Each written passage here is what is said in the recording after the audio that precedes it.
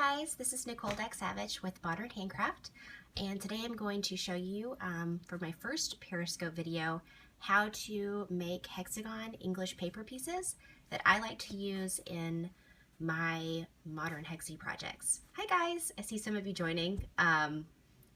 Hopefully I don't sound too nervous. I really have no idea what I'm doing on here. So today I'm going to show you, hi Jen! Let me flip this around so I can see you guys. Swipe. Hi! Okay, here we go. So for the hexagons that I use to make my modern hexie projects, I use a, hi there, how are you? Yeah, if you're joining, just say where you're from. I'm actually in Chicago. That's where I live, in my messy dungeon of a sewing room, which is actually my dining room, which I've kind of taken over. So today I'm going to show you how I piece my hexagons for my modern hexie projects. Little naked Santa here. You were nervous too? Okay, good. I feel a little better. Let me show you kind of the projects that I've made for an example of what a modern hexie project is. It looks like this. I've made some. This is for a pillow that I'm going to be finishing soon. And I've done some larger wall hangings. Some mini quilts I think are pretty popular with these. And let's see, here's one that I've actually washed. A lot of you were curious if you can wash these and if they hold up pretty well. And they do. If you use the right glue, which I usually use this stuff, it's a fabric fusion. You want to find a permanent fabric glue. This stuff is pretty awesome. Aleene's makes it. Because if you look, a lot of you were asking, will it come apart on the little fold areas? And if you see, you can't even like separate where that area is. So, but I'll get to that later on another one. Do you stitch the whole perimeter of the hexagon? No, I do not. Good question. What I do is, and I'll get into more detail on this on a future Periscope video. Hi from Central Iowa. Nice to have you. I actually glue the back of the hexagon down along this part, place it down, let it dry, and then I stitch from corner to corner. And it kind of gives a really cool look on the back of the quilt. You get a lot of triangles. So this is the one that's actually been washed. So you can wash them in case you're wondering about making one for your bed, which I haven't done. That would be a lot of hexies to make, but more power to you if you want to do that. So today I'm going to show you how I stitch my hexagons. It's a little shortened version. I don't tie knots, so it's a little bit faster, and hopefully you'll enjoy the video. So whenever you're choosing your fabrics for it, there's a lot of these little mini charms. These are my favorite to use. I got this at, I think, Quilt Market last year. A lot of these come, you can get them for like under $3. It's like a nice little sampler of an entire collection. This one is Carolyn Freelander's favorites, which is awesome because it's not only some of her favorite fabrics, there's a lot of solids that go with her collection and some interesting textured fabrics in here too. So these are good because these are 2.5-inch square fabric pieces that I use with the 1-inch hexagons. Also, you can use charm packs, just cut them into fourths. These are really good. That way you can kind of get the whole fabric collection. When using the whole fabric collection, it's really cool if you kind of do like a cascading effect of all the colors in the line. It looks pretty great. Yeah, great use for minis, exactly. And also these jelly rolls that I buy and I'm like, what am I gonna do with this? These are already 2.5 inches wide. You just cut these into squares. So those are really good too. So as far as your paper pieces go, I usually use the 1-inch hexagon pieces. They're easier to fold over for piecing. I haven't tried the small ones or the larger ones. I haven't experimented to see how well that works stitching those down. But these are so great. I use a ton of these. Paper pieces. They're already cut out. I guess the company is Paper Pieces, so paperpieces.com, and they're really cheap. You can get these 100-piece packs for under $3. Come with a stack of these. It's a little bit thicker than regular printer paper, but it's not heavy as some cardstocks I've used before. Also, Sizzix makes a really awesome die. I use this too. Oh, screenshot, hold on. Paper pieces. These are really great because They come in smaller packs. You can also get like large packs, like 600 pieces if you want to go that way, which I've done a few times. But yeah, they're really good, super cheap. You can buy these in your quilt shops. I do reuse them, yes, and I'll show you kind of how I do the whole process. Because I just stitch through the fabric on the back of the hexies instead of going through the paper, which I think makes them last a little bit longer. For another, if you have a die cutting machine, I have a Sizzix. This die right here is the Hexagon 1-inch side number 2 die. That's awesome. Silhouette works too. That's great. I actually started out printing out the sheets. I think Connecting Threads has it on their website, possibly still, where it has a whole page of hexagons. And I would sit there and I would cut them out, and it was crazy. But I did it, and it works. So if you only want to make a few, or if you don't have access to ordering the paper piece hexagons, or if you're just wanting to make some right now and you don't want to wait for them to come in the mail, I've printed those out and I've cut them out, especially in emergencies. But if you have a die cutting machine, this Sizzix die is the die number 658317, and I've used this so much with regular cardstock. It cuts out 4 at a time. You can put several layers. There's like a little metal in there that does the die cutting. This is really good if you have a die cutting machine and you're going to be making hexies. This is a die that you want to buy. It's the 1-inch side. Yes, hexie emergencies. And whenever you're buying your paper pieces, if you don't know a lot about how this works, it's kind of confusing. When you think of 1-inch hexagon, what you're actually measuring is the side of the hexagon. So each little side here is 1 inch, and it's 2 inches across diameter. So that's how you know what size to do. Okay, so I'm going to flip this around and kind of show you how I sew them together. Let's see if I can do this right. Double tap. All right, here we go. So to do the hexagon pieces, what you need, of course, is a paper piece. And let's go ahead and start using this Carolyn Freelander Favorites pack. And you're going to want a 2.5-inch square of fabric. You can die cut a larger hexagon. I know people go through and they cut out a hexagon shape that's a 1/4 inch wider than the paper, but that takes up so much time, and honestly I think it's a little bit more difficult to get a good fold on the corners. I like having the extra fabric when I do fold it over and stitch it, so when I glue it, it has a little bit more to hold on to.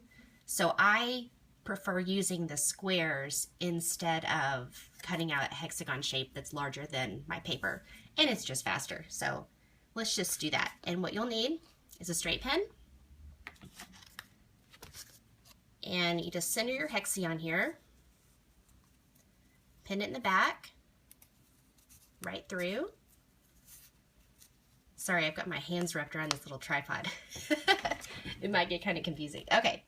And for the thread, I don't really have a preference on needle. I just kind of grab whichever one I can find. And then you do a long piece of thread, and I don't knot it. I think that takes up a lot of time doing that extra step. So it's totally not necessary. So what you're going to do, you've got your paper here. You're going to take, hi Christy. You're going to take and fold this first part over. And I like to put my thumb right against the edge of the paper. So when I fold this over, it does a super sharp point. And I think that's kind of the trick here to keeping your points really sharp. So once you have that folded over like that, take your needle and thread, get a little closer here, go through the top fold and through the bottom. That way you're just going through the fabric and not the paper. See, I'm not going through the back there. I shouldn't be. Okay, good. Pull that through and leave about 1 inch of thread hanging off the end. You're going to go back through the same way, and there you go. So that gives you a little bit of give here. This ties the knot. It's faster than going through and tying a knot every single time you make one, because that is just, it's not necessary. So you go over, turn it this direction, and again, put your thumb up against, kind of smooth this down, put your thumb up against the edge where the paper is, fold this over, nice sharp point, go from top to bottom again stitching, slide right through, and you've got this. Why I like to go from top to bottom stitching, because when you go to your next section, it pulls that tight to where it keeps it all together really nicely. So keep going this way, up against the paper, fold down, go from top to bottom, stitching through, nice little point, and then go around your hexagon until you make it back to the beginning. And I'll show you what we do at the end here.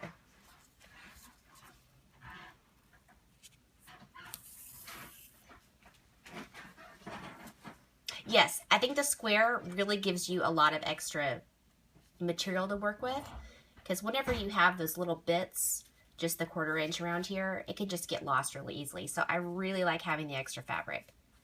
And then here is the last point that we need to sew. And then when you get to the very end right here, you'll notice this is where we started. I go through the beginning again, top to bottom, and then that holds it in place so there's no more, you don't have to do another knot.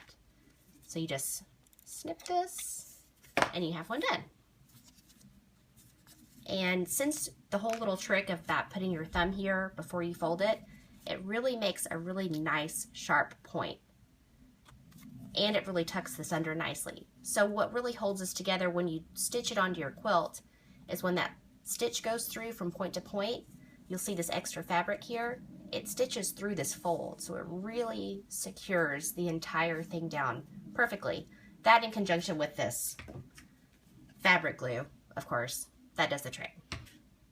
Do one in regular speed. All right. How fast I sew it, or let's see here. Let me get another one. I'll make a few of these so you guys can kind of see what I'm doing here. I don't cut out the extra fabric. Here, where's that one I just finished? See the extra fabric here? I just leave it in there. And I think it actually, the extra fabric underneath kind of gives it a little bit more texture when you do quilt over it. It just has a little bit of extra oomph in there. So I like to leave that there, and that's just a whole other step that would take a lot of time.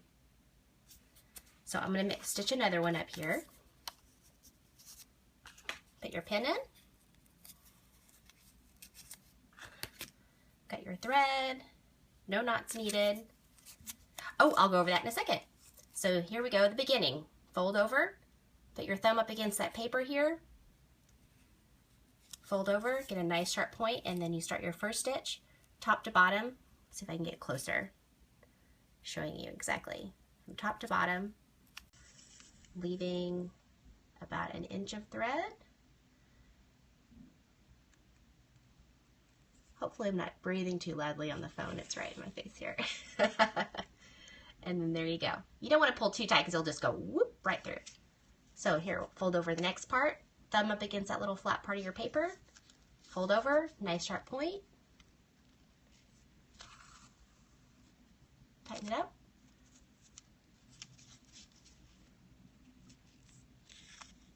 I'll go a little slower here so you can see the steps a little easier.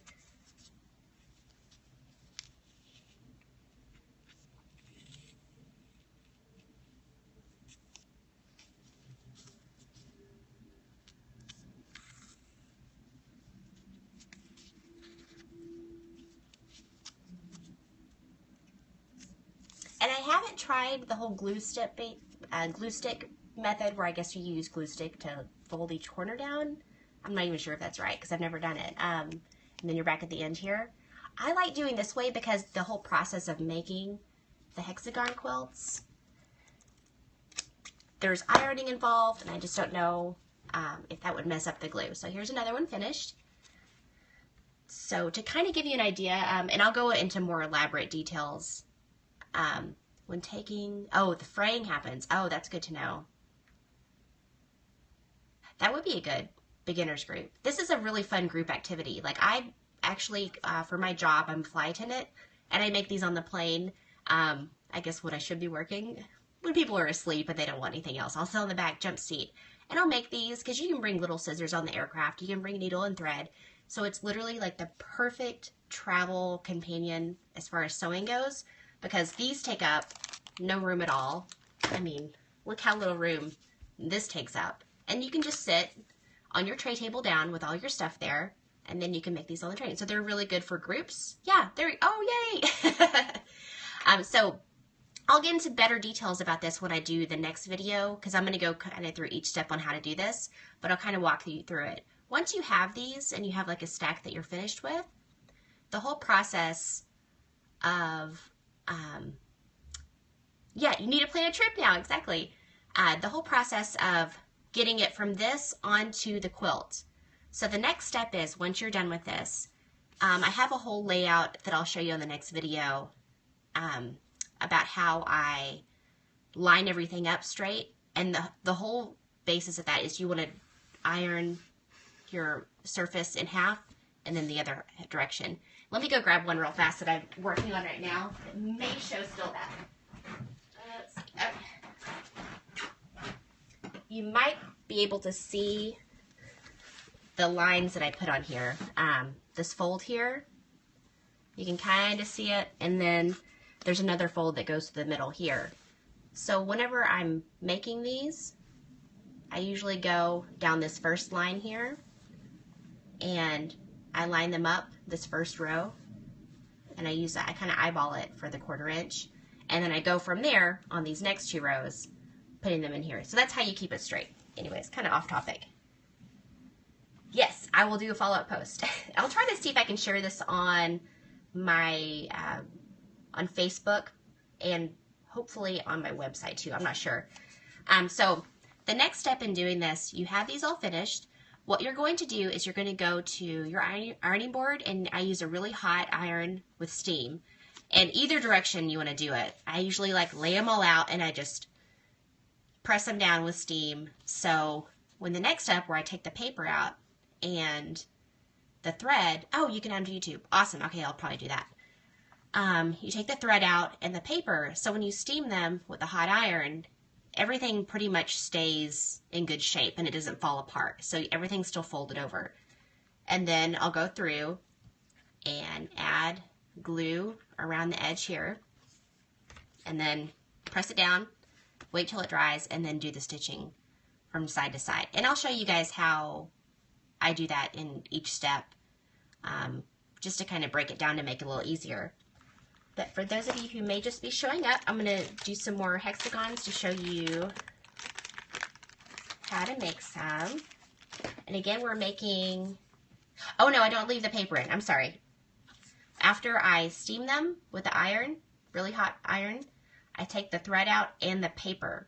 Let me see if I can turn my iron on real fast. I'll just show you real quick how I do that. So it'll be a second for that to heat up. And then you just have your fabric. And the iron keeps the edges folded down, so when you are gluing, it just doesn't open up into a square again. So I'm going to show you again another one real fast. And this one, let's try one where we like fussy cut a piece of fabric. Hopefully it works. I'm making some of these right now, these little Santas. These are this cute little deer style fabric. So with this, I kind of just eyeball it back here and then hold it at the light to make sure you can kind of see an outline. So you get that all lined up. Throw a pin in. Let's find my needle. Here we go. Okay, this one's ready to go. Fold over the first part. I have to put my thumb up against the edge of the paper here. So whenever you fold this next part over, it's really sharp point.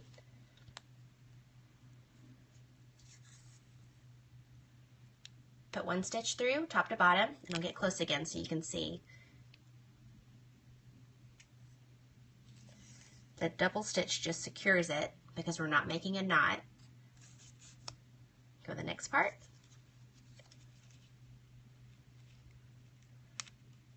Through top to bottom.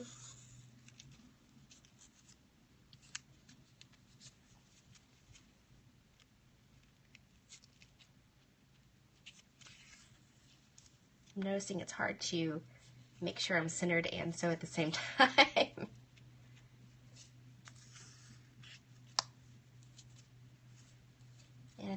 iron's just about ready so I can show you kind of how the whole process works with that. When it gets caught around the corner, you can just get your, whoop, if I can look at it here. There we go. It's kind of hard to see on this dark fabric, the shadows in here. And then at the very end, thanks, Gina. I figure it was a little less distracting than what's all on my table right now. And snip that. Okay. Let me press this really fast. It's kind of in a weird spot where I can't take the camera. So here is this. I'm going to press it really quick. You can press it either direction, from the front or the back. And this doesn't have any water in it, so it's not really steaming really well. And you can do either way. You can just do a hot iron. So hopefully this is good enough. So I've pressed this one that I just made. And what the next step is since you don't have the knot in here, it makes it really simple for taking them out. I usually see where my beginning spot is, put my scissors in right here, and snip. And then I take my thread somewhere around here. I can usually pull from the middle and just pull it right out, and it's gone. If there's like a little smidgen of thread in one side, it's okay. No big deal. And then you take out your paper. Hopefully my iron was hot enough. Yes, I think it was. Okay, so see, since you pressed it, and then you take the thread and the paper out, I mean, this thing is perfect. I mean, it's ready to go. So let me get a piece of fabric, and I'll show you how I glue it. Let's do, let's see. You think I would have fabric laying everywhere in here, but hold on. Okay, here's one. So here's a little square of fabric. I'm about out of glue, so let me see if I can get some out of here. I'm a huge fan of these glue tips too, because you get a much finer amount of glue. So what I do, hopefully, here, of course I think I left the tip off of the glue, so it's all gunked up. Does this method work for larger size hexes? I honestly, not sure. I think it might. If I were to do a much larger hexie, I would actually go through, after I glue the hexagon, I would just, if it's a big enough one, I would stitch around the edges. So that's what I would do. Let's see if I can get this to work. Okay, this is, of course I'm about out of glue, but I do gluing, hopefully you can see this, around the inside. This is going to be kind of messy because I can't really look at this in the camera at the same time. So what I'm gluing is I make sure, hopefully the light catches them, I make sure to glue the, don't skip any little parts here, because that, this is Aleene's Fabric Fusion. It's a permanent fabric adhesive. And this stuff is fantastic because it's not like stiff. Like I put these on here and I sew through it. I have no problem going through the fabric and the glue with my sewing machine. It doesn't gunk up the needle. And I hear they have a fast drying version of this now, which I'm totally going to look for next time I go to the craft store. But I just add a fine glue tip to this because otherwise it's a little bit heavier flow coming out. But this stuff is fantastic. I've always used this. So once you have the glue around the edges before this dries, oh good. So you know what I'm talking about. Once you have it glued around the edges, you know, and I'll go into more detail about how I line everything up a little bit nicer on the next video that I do. And you just push it down, mash it. Super technique here. Really not much to it. And then you just let it dry. And then once it does dry, I mean, it's very, like I've never been able to peel apart the hexie from the fabric. And that is, you know, making sure you do a nice line on the back of it. I don't iron it, but you could. I always iron the heck out of my projects. I don't heat set it. And you know what? I've never thought about that. Are you supposed to heat set this? It doesn't say to heat set it. So that's good. It just says let dry 2 to 4 hours. I've actually sewn through it after like 30 minutes and I've had no problem. Yeah, this is not heat set. So yeah, you're fine. Oh, there we go. Dries the glue. I should know that because I do that with regular washable glue. But yeah, I guess if you're in a hurry to work on this, usually with working with these, there's a lot of them. So by the time you get done, you kind of want to step away from the project for a few minutes. So it's okay to let it dry then, or yeah, heat set it for sure. And I'll show you again on one that I've kind of finished. Almost done. I just need to finish the pillow. How these edges, like, you can't separate this. Like it's just really glued down. But plus, since you're having the extra fabric back here, just sewing also through this, if you're doing a straight line, you're sewing through that folded part of the fabric, which also secures it down really well. And another reason why I like the 1-inch hexagons, besides just being the only one I've tried, I'm sure I would love another style too, is when I am quilting this, the nice part about using these is your lines end up being 1 inch apart. So let's say you have a huge open space that you need to measure out to do your quilting. You can just line these up here, and then I use a Hera marker now, and I can't find it. It's like a little bone folder because I've had some bad experiences with some pins that I won't mention that come back whenever it gets cold. And then you just do a line, and then I go through and quilt it. The first part when I quilt these is I actually put it sideways. Like I had a little video on Instagram yesterday showing this. I kind of just eyeball it doing these where they're just all straight lines because you just kind of sew and you just can zip right through these points here. And I'll go through this a little bit more on another video here soon in the next day or two about kind of each step, some little things to. Thanks, Tina. This is the Allison Glasses Handcrafted. I think the first handcrafted she had. The second line has a lot of new colors in it. They're really pretty. So I'm actually working on something, a larger wall hanging quilt with all of the handcrafted fabrics. That is if I can find some time to work on that. Thanks, Steph. So yeah, this is kind of what it looks like when you're done. Again, you can wash it. Don't be afraid to. A lot of people are asking, like, oh, I want to make a quilt, like for my bed. And, oh, type of batting. I've so far only used cotton batting. I would like to try some with some wool batting, just because I've recently done a little mini quilt with wool batting, and it was awesome. So I'm excited to see how that looks. But this is just cotton batting as far as shrinkage goes. It just crinkles up a little bit. It's really pretty. I think it looks nice. It feels really soft. As far as being like, yes, I glue down all the hexes before I start quilting. So I'll kind of show it on this pillow. It's kind of in mid-process here. You can see I haven't gone to these other points yet. I just stitched down the middle. These are just like glued down right now.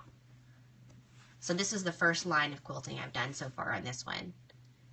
Then I'll go through, and of course, you can use your little, I like the little 1-inch ruler for these, and then kind of use this as a line here to go by. Thanks, yeah, I like the, this is kind of an experiment on using just the same color for the entire quilt. I was going to make a large quilt like this, but then I'm doing a craft show in December, and I'm like, oh, I guess I should make some pillows. So this will be some Christmas pillows. I think it'll be kind of fun. Whenever you're doing your lines, you kind of just maintain the spacing between the hexes. Well, I think it's just been a lot of practice. I hang these up on my design wall when I'm working on them, and I begin by doing this middle one by doing the crease. I do a plus crease, so I fold it in half, iron it, and then I fold it in half again and iron it, and you can barely see it. There's a line here and a line here, and I use that as my measurement.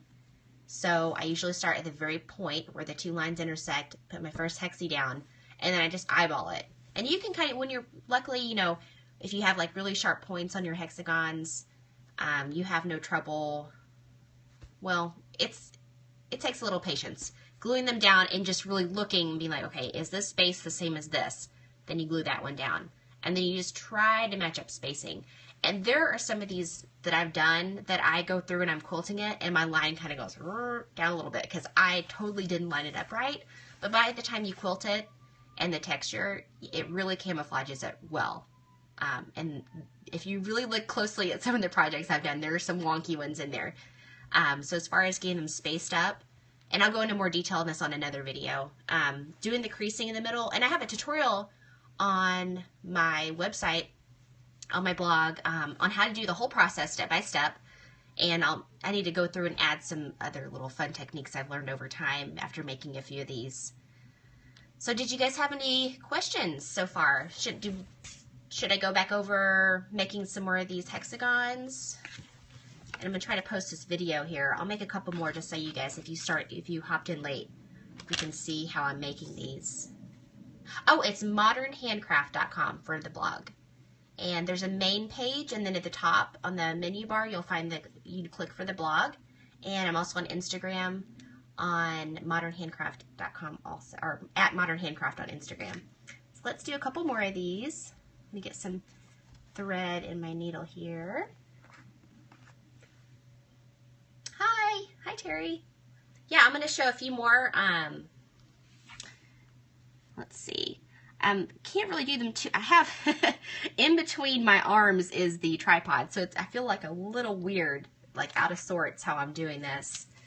So I've got a little mini charm pack here. Slide one of these out. Hi Lorinda. Pop this on here. I'm using 1-inch hexagons, and to measure your hexagons, it's the measurement of the sides. So this part right here is 1 inch. I'm using 2.5-inch squares. I love the mini charm packs. They're a great way to use the entire line. Oh, thank you. Thanks for stopping by to watch. And now you pop this on here. You should really try the thread. It's a lot easier than you would think. You think it would take a lot of time, but as you practice, it's nice knowing that you pretty much always have a needle and thread, and if you run out of that glue basting stuff, it's like, oh, what do I do now? So I just kind of stick with this, and it's really easy, especially for the whole pressing part, and taking the thread and the paper out. It keeps the papers really nice. Like, where is that one? Oh, here's the one I had in the one that I pressed earlier, and it's just like new, except for the little pinholes. So I can reuse this so many times. And I don't know what the gluing does to the papers, but that's why I really like the thread. Do you use straw needles? No, just any needle I have, nothing in particular. I like the smaller needles. I actually don't know what a straw needle is. I guess I should know that. So I'll show you here how to sew one of these together if you're just joining us. Once you have this pinned on the outside like that, I use a small little needle there. You fold this over nice and tight against that edge, and I put my thumb up against the edge of the paper here. So when I fold this over with my other thumb, I get a really sharp point. And then to thread this, get a better angle here, I take my needle and I go from top to bottom between these two folds and just go through the fabric like this. And then since I didn't knot the thread, I've got about 1 inch of thread at the end here. And then I go through one more time, and that secures it. So there's no knots needed. It's really easy to take out in the last step before you take the thread out. So that's how I like to do it. And then moving to the right, mush this down really tight, using some technical terms here. Then fold this over with the other thumb, get a sharp point, go from top to bottom, little stitch here. And the reason I like to go from top to bottom is so whenever you go to the next step, it tightens that thread up against the edge. So squish this over here, nice tight fold against the paper. Again, put my thumb up, oh, hello, off the track. Yeah, Stephs, you should do it. It is pretty doable, especially if you practice a while. I like this much more than when I first started. I would go through the paper, and it was just really, I could only use the papers for so long until they got really messy. And so again, with this stop, you go thumb up against the paper, fold this tip over, nice sharp point. Sorry, I'm trying to watch sewing and the phone at the same time with this tripod here, so I'm kind of getting off balance here. Okay. Again, fold this over.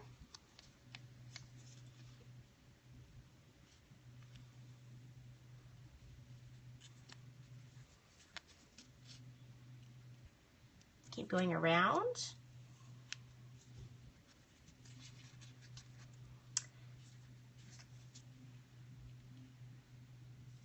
Oop, I didn't go through that second part, so yeah, just make sure you go through both folds of the fabric. And the very end, once you've gone through all points, I go through the beginning point one last time to secure it, and then I snip the thread off. You take got nice sharp points on these, and that's why I like to use the square piece of fabric, just because there's extra to work with when you glue it down, and it's just a lot easier folding this over. Let me press this one real fast and I'll show you how I take. So then I have a hot iron and I'm pressing the hexie. Just really quick. You don't have to use a steam iron. I like to just because it works better. Nice and flat. So let's say you're about to do your modern hexie projects and you've got them all lined up. You can go through here, and since you don't have it knotted, it's a lot easier to take out. I just kind of slip my scissors in right where the beginning point is. Snip. Flip around to this other side. I grab the thread and I just pull it out. Comes right out. And now you can take your paper out like this. Paper is in such great shape. You can reuse this over and over and over again. And you've got your hexie that's retained the shape because you pressed it. Nice sharp corners. It's from, keeping your thumbs there when you fold this over. And then you would go through and put your glue along the edges, your permanent fabric glue, and then press it, let it dry, and then do your stitching. And I'll go over the other steps, ironing, taking the paper and the thread out, and actually lining everything up, kind of how I like to do it to keep everything straight. I'll go through that on another video.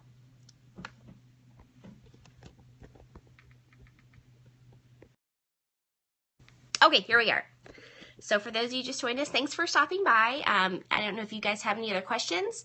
If you do and I wasn't able to answer them, just send me an email. Let me hold this up so maybe you can see the info. Is this backwards?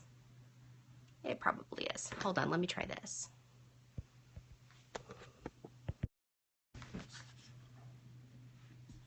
Here is my email information. Oh, okay. I thought it was backwards. My website is modernhandcraft.com, and you can find me on Instagram at Modern Handcraft, also on Twitter, and on Facebook you can just search Modern Handcraft and it should come up. So thanks for stopping by for my first video. Hopefully I didn't ramble on too much today. I tend to do that. And also, if you want to hear me ramble on a little bit more, I'm going to be on Pat Sloan's American Patchwork and Quilting radio show this afternoon at 3 p.m. to 4 p.m. Central. So maybe you guys can stop by and listen to that. And I will try to save this video on somehow. I'll try to figure it out. I need to do some research online. Otherwise, if not, I'll try to do some more videos with the hexagons so you guys can learn how to do them and show you some more fun projects in the future. So thanks for stopping by, guys.